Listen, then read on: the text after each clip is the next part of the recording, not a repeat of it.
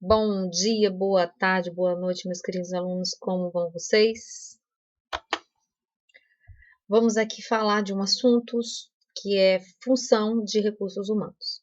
Essas próximas aulas, vamos ter, vai 3 ou 4, gente, agora me fugiu a memória. Vamos falar de departamentos departamentos da administração, departamentos de uma organização, certo? Ai, esqueci. Então, gente, eu acabei de gravar essa aula e eu não gravei. Vocês acreditam? Eu dei meia hora de aula e não apertei o botão de gravar. Tô aqui arrasada, enfim, mas vamos lá. Deixa eu respirar da aula de novo. Então, a função de recursos humanos. Nós vamos falar função de recursos humanos, nós vamos falar de outras áreas da administração, certo? Então, eu tô sem chão aqui. Mas vamos lá. Por que eu vou fazer essas 4 aulas esses 4 assuntos, não são 4 aulas, são esses 4 assuntos sobre as áreas da empresa, porque a gente precisa conhecer o todo da empresa, não importa o curso que seja. Todos um dia vão trabalhar em alguma organização, então todos precisam conhecer as áreas e os departamentos que as organizações têm e entender um pouco o que cada departamento faz, tá bom? Então é isso aí que nós vamos estudar, um pouquinho de cada área, certo? Então, administração de recursos humanos diz respeito à administração de pessoas. Então, o recursos humanos ela vai trabalhar e vai administrar pessoas, certo? Então, que participam das organizações e que nelas desempenham determinados papéis. Então, sabemos... Oh, gente, deixa eu olhar só se está gravando aqui, porque eu já estou traumatizada. Tá gravando. Vamos lá. Então, o pessoal de recursos humanos trabalha com administrar pessoas. Toda empresa precisa de pessoas, né? Toda organização. Por quê? As pessoas precisam das empresas, das organizações, e as organizações precisam das pessoas para trabalhar, para comprar, para usar, enfim. Certo? Então, e dentro delas desempenham determinados papéis. Então, sabemos que as pessoas passam a maior parte do seu tempo trabalhando na organização, né? Todo mundo, quando começa a trabalhar, por exemplo, o horário normal de um trabalhador são 8 horas no dia, mas é a parte que estamos acordadas, vamos dizer assim, porque de noite, 8 horas, nós né, 8 horas não é que 8 horas da noite, mas durante 8 horas da noite a gente está dormindo, quem dorme 8 horas, quem dorme 6 horas, enfim.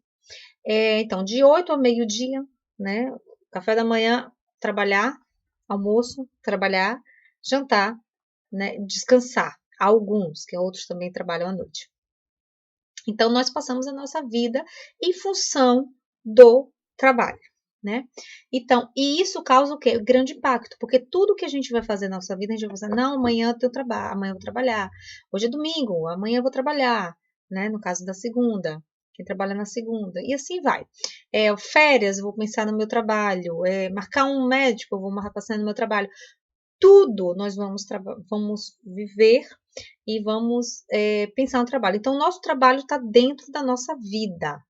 Então, por isso que tem um departamento, cuida das coisas burocráticas, sim, que a gente vai falar mais para frente, mas tem que pensar também nas pessoas, tá? Então, nesse contexto, as organizações são constituídas de pessoas e dependem delas para atingir os seus objetivos. Em contrapartida, as pessoas dependem das organizações para que possam alcançar os seus objetivos pessoais. Sim, então as organizações precisam das pessoas para atingir os seus objetivos e as pessoas precisam das empresas para alcançar os objetivos pessoais, tá? Então vamos dizer que é uma mão dupla, né? Cada um precisa de cada um. Então, segundo Chavinato, as organizações surgem exatamente para aproveitar a sinergia dos esforços de vários indivíduos que trabalham em conjunto. Vamos dizer, um trabalho em equipe, um trabalho em conjunto. As pessoas, dependem das outras, tá? Então, ainda de acordo com Kawasnika, a administração de recursos humanos representa o quê? O esforço das organizações em atrair, em preparar, em adaptar, em desenvolver e em incorporar de forma permanente o quê? Bons profissionais ao esforço produtivo, certo? Então, como é, por exemplo, que uma empresa vai atrair os funcionários? O que te atrai em trabalhar em uma empresa? Eu posso citar aqui, por exemplo, concursos públicos. A primeira coisa que vem na mente é salário, né? Eu quero trabalhar, porque eu quero o salário. Mas não é só isso que vai gerar satisfação ao funcionário, né? Então, tem, por exemplo, concurso público. O que as pessoas querem tanto passar no concurso?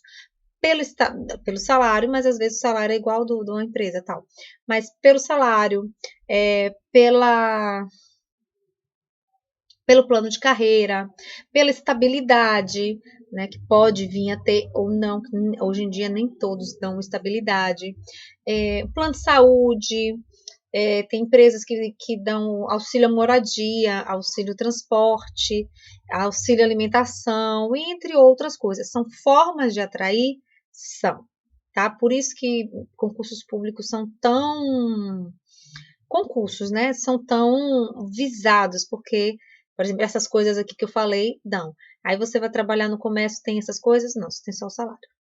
Né? Então, preparar, por quê? Preparar e adaptar ao treinamento. Quem vai pensar no treinamento das pessoas? O pessoal de recursos humanos, quem vai pensar, quem vai organizar todo o treinamento e a adaptação da pessoa que está entrando na empresa, né, para trabalhar, ele precisa adaptar à cultura organizacional que a empresa tem, né?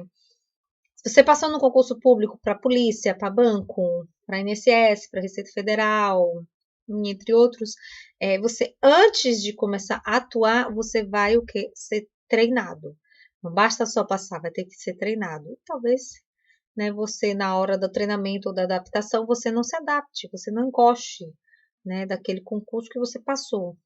Pode ficar até por um tempo, mas quando tem pessoas que desistem porque realmente não se adaptam a tal profissão, né, a tal emprego.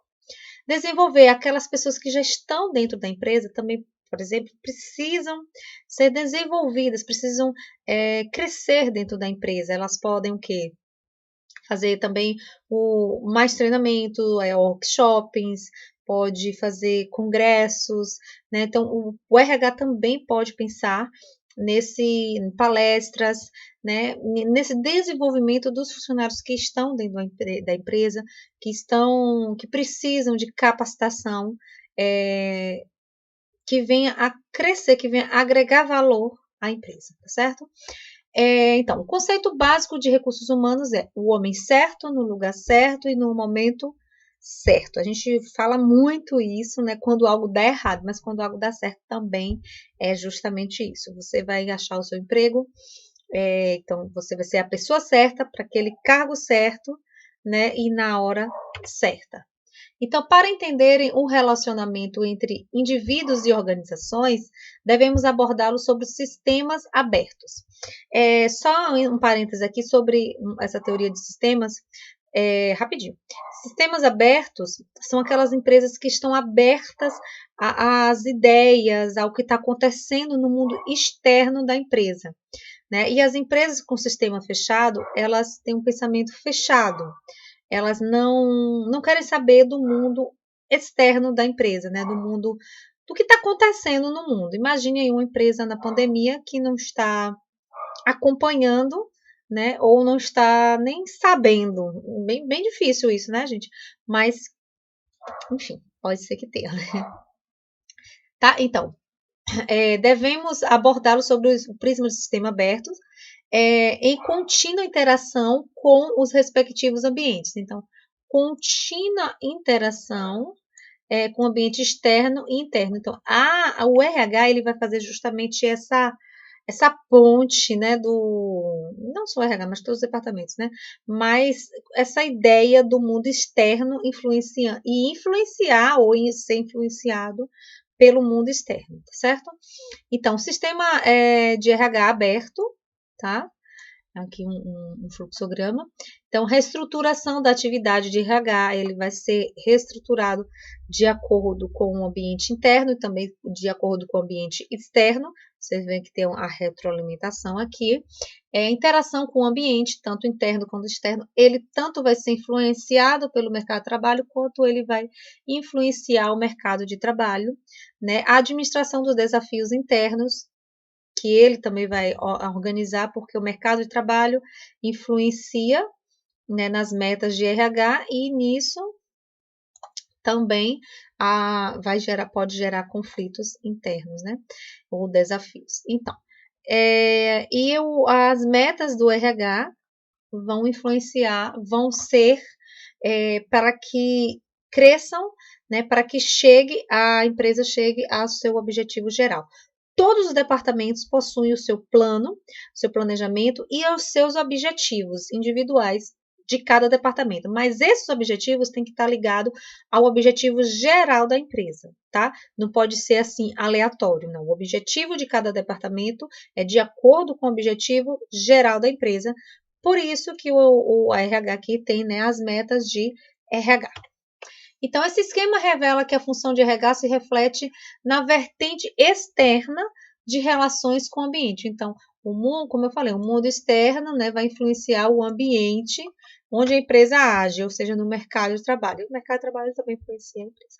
Vice-versa, né? Onde se concentra o desafio de enfrentar e superar de forma racional, porque as empresas trabalham com razão, né?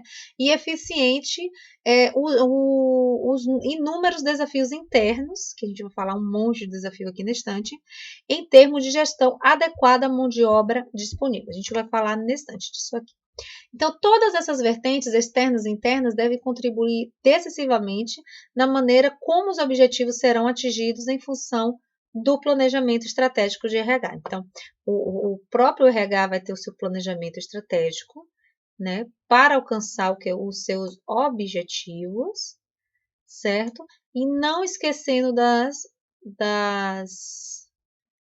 influências externas, né, e dos problemas e soluções internos, tá? Então, portanto, conseguir um tipo e um número certo de pessoas exige o quê? Um planejamento que irá derivar o quê? Os planos da organização. Lembram de plano de negócio? Quem já estudou plano de negócio precisa do plano de RH. Quantas pessoas? Eu vou abrir uma empresa. Quantas pessoas eu vou precisar? Eu não posso ter nenhum número nem a mais, nem um número a menos. Se eu tiver a mais, vai pesar no meu financeiro. E também no espaço, que a gente vai falar na próxima função, né, de produção que a gente vai estudar. E não posso ter a menos porque vai ficar a mercê, vai ficar faltando, vamos dizer, vai ficar capenga, tá? Então, eu preciso da pessoa certa para cada área também da empresa. E isso o RH tem que fazer com maestria, né? Se eu preciso de um vendedor, por exemplo, vou dar um aqui rapidinho. Se eu preciso de um vendedor, eu não vou botar um vendedor que seja, por exemplo, calado demais, né? Mas também não pode ser muito falante. E eu não vou pegar um falante demais e botar lá na produção, senão ele vai atrapalhar a produção toda. Entenderam? Então, temos que pensar. Isso é um exemplo, né, gente? Claro que vai ter vendedor, eu vou precisar de vendedor escalado, eu vou precisar de pessoas falantes lá na produção, mas só um exemplozinho, certo? Então, assim, eu preciso da pessoa certa, o perfil certo para cada função da empresa e os números corretos também para cada empresa. Então, isso faz parte de um plano, de um planejamento de RH. Então, o processo de planejamento ocorre em 3 estágios: planejamento, programação e avaliação. Então, de acordo com os autores, os primeiros gestores de RH precisam o quê? Conhecer o plano de negócio da empresa. Por isso que é importante fazer sempre o plano de negócio de uma empresa, tá? Qual o direcionamento da empresa? Em que negócios participa? E qual o crescimento esperado? O plano de negócio a gente estuda lá no empreendedorismo. Então, dentro do plano vai ter onde a empresa quer chegar, o geral, né? Quais os negócios que a empresa participa. Tem empresas que não é só aquele negócio, tem outros, né? E qual o crescimento que a empresa espera em ter. Então, nesse estágio, os planos devem ser implementados para que aí faça o plano de RH. E em terceiro, as atividades de RH são avaliadas, né? Se eu planejei, se eu programei, eu preciso avaliar se eu cheguei no resultado que eu queria, se eu cheguei na meta que eu queria, né? Se eu estou contribuindo para o plano geral, para o plano de negócios geral da organização, tá? Então, os principais objetivos e dificuldades da administração, vamos ver aqui segundo Chiavenato. Os objetivos: criar, manter, desenvolver um contingente de pessoas, né, com habilidades, com motivação e satisfação para realizar os objetivos da organização. Então, encontrar as pessoas corretas, com as habilidades corretas para cada departamento. A motivação, imagine, né, gente? Você ter, por exemplo, 2.000 funcionários para contratar. Não é fácil, né? Se pegar assim à toa, não. Você tem que olhar as habilidades que aquela pessoa tem, você tem que olhar. Enfim, não é só olhar o currículo, precisa de entrevista, porque você vai conhecer o perfil de cada um para ver qual lugar ele poderia estar dentro da empresa, né? Poderia trabalhar dentro da empresa. Nem todas as pessoas servem para todos os cargos e nem todos os cargos servem para todas as pessoas. Então, a motivação que aquele funcionário tem em trabalhar, ou é aquela pessoa que a gente já olha e já vê um cara de preguiçoso, né? Tem gente que a gente já olha, meu Deus, você vai fazer o quê? Nada, um pé pesado para beber água, um pé pesado para ir para o banheiro, né? Então, dá para perceber isso na entrevista, tá? A satisfação, né, que eu vou oferecer para esse funcionário e o funcionário vai oferecer para a empresa, tem que ser trocado, né? Criar, manter e desenvolver condições organizacionais de aplicação, desenvolvimento e satisfação plena, que é algo muito difícil, das pessoas, como eu digo sempre, olha só como é importante eu ter um funcionário satisfeito. O funcionário satisfeito vai trazer uma boa imagem para a empresa. E sim, a empresa não faz isso à toa, né? De querer dar satisfação aos funcionários. Por quê? Porque ele precisa manter aquele funcionário que é bom. Então, se ele precisa manter aquele funcionário que é bom, ele precisa satisfazer aquele funcionário, a organização. E pode se.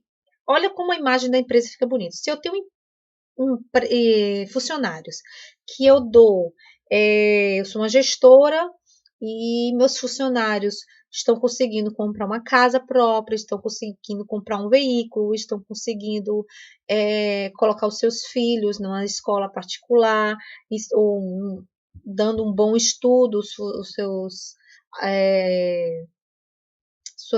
seus filhos, né, vestindo, tendo boa saúde, enfim. Deixa eu ver o que mais. Cada um tem seu objetivo, né, gente? Eu tô chutando aqui.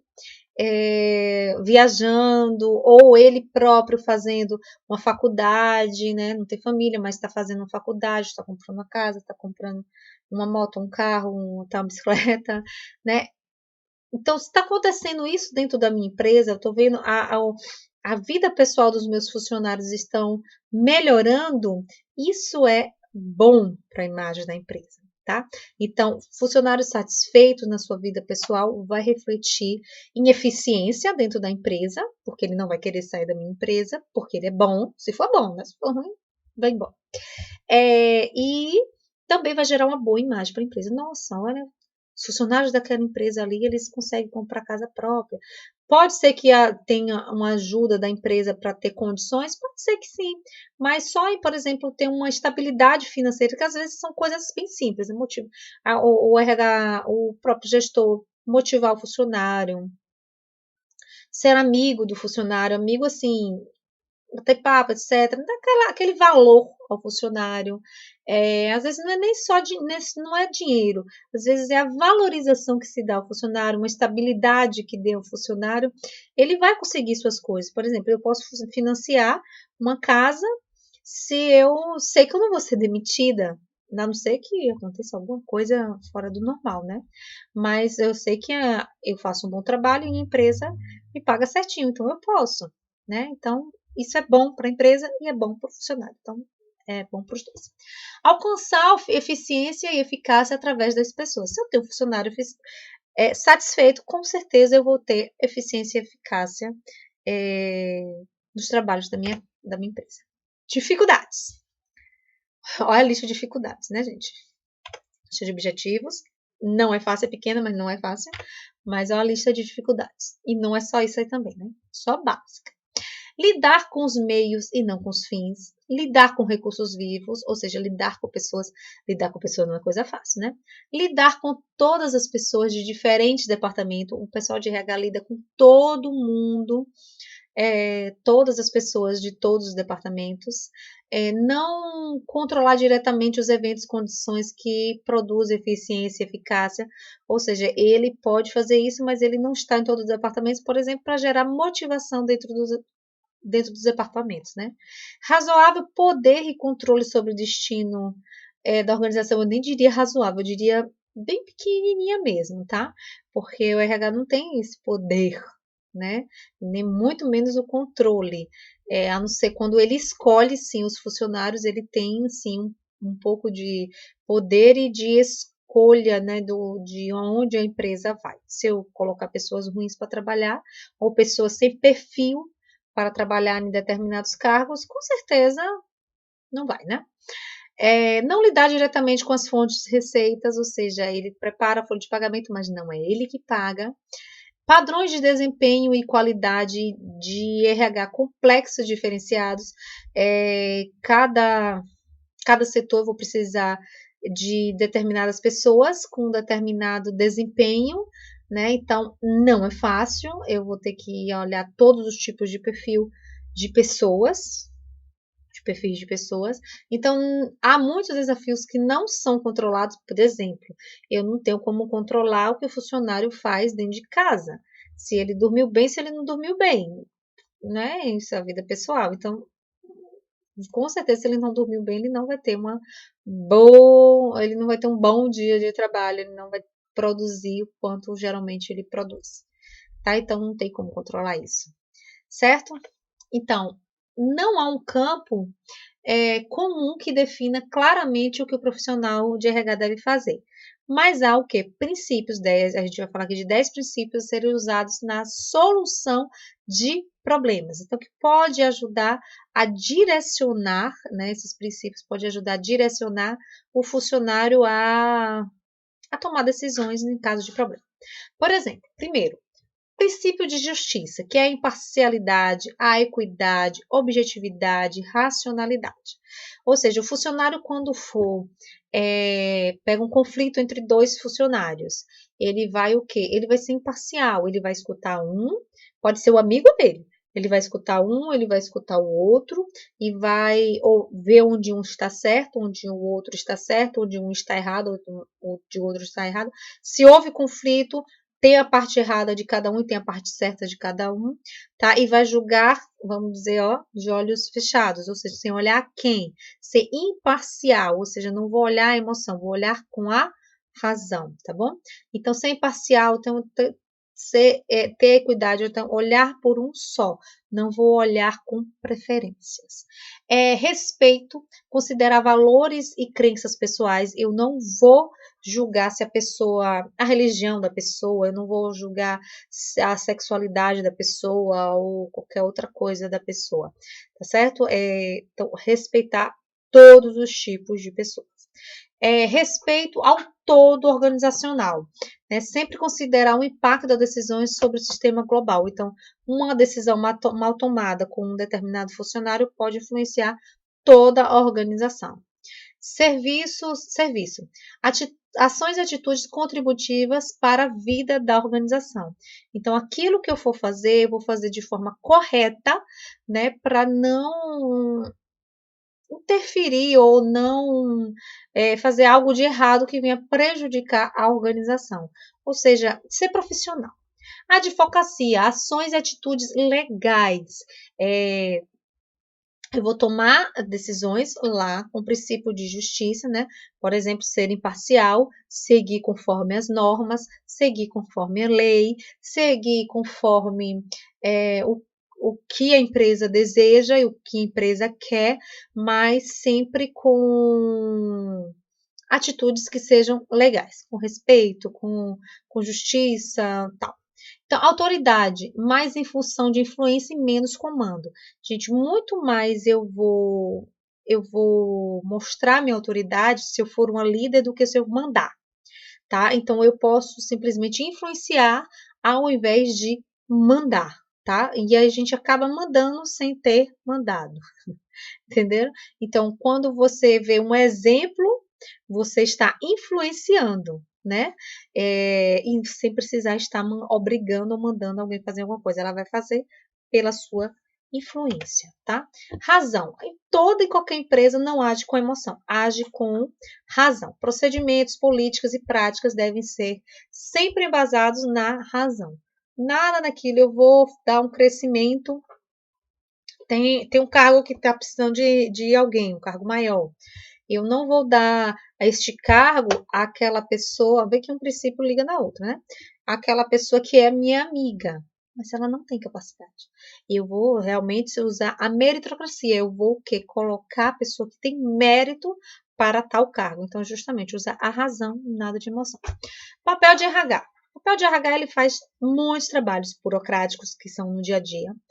Então, trabalhos burocráticos de suporte, integração, estratégia, fomento ao desenvolvimento, que a gente já falou, de boas relações interpessoais, né, conversa e tal, até a oferta de serviços demandados pela regulamentações da lei trabalhista. Então, são os trabalhos que o RH faz, vamos dizer, são obrigações do RH, né? Trabalho burocrático, é o trabalho dia a dia, folha de pagamento, hora extra, etc. Integração com a estratégica, desenvolver os funcionários com boas relações interpessoais, né? E entre outros. Então, todo versus à parte. Apoiar a ligação entre serviços e programas, ressaltando a importância de todas as áreas. Gente, não existe aquela área dentro da organização que é melhor, que é pior, ou que é mais importante ou que é menos importante. Todas. Nós costumamos dizer que a área de produção ela é o coração da empresa. Sim, porque sem produção não há RH, não há financeiro, não há marketing, não há nada, tá? Mas não quer dizer que ele por si só, né, esse departamento por si só, ele vai funcionar sozinho. Não, ele precisa também do RH, ele precisa do financeiro, precisa do marketing, de outras coisas, certo? Então, é o todo. Então, valorizar todo a organização, sem aquele maior ou menor valor a cada área, tá? Todos são igualmente essenciais e igualmente significantes. Mediação e não arbitragem, que é aquilo que a gente falou na estante. Tratar os conflitos pela linha de mediação e não de arbitragem, ou seja, eu vou mediar. Eu vou gerar um compromisso de reconciliação e não arbitragem. Eu não vou chegar aqueles dois funcionários que brigaram um com o outro e vou dizer, façam as pazes. Não. Eu vou, como eu falei na estante, eu vou ouvir um, eu vou ouvir o outro e vou julgar e vou tentar conciliá-los, né? Mas não arbitrariamente. Eu vou conciliá-los de uma forma de mediação, tá? Então, esses princípios apenas norteiam as ações de RH e são extremamente genéricos, pois o intuito é ter parâmetros que transcendam todos os tipos de organização. Claro que vai depender de cada organização, mas isso aí é o básico de um profissional de RH. Tá bom? A gente fica até aqui para o vídeo não ficar grande e na próxima aula a gente termina a função de RH. Um abraço e até mais.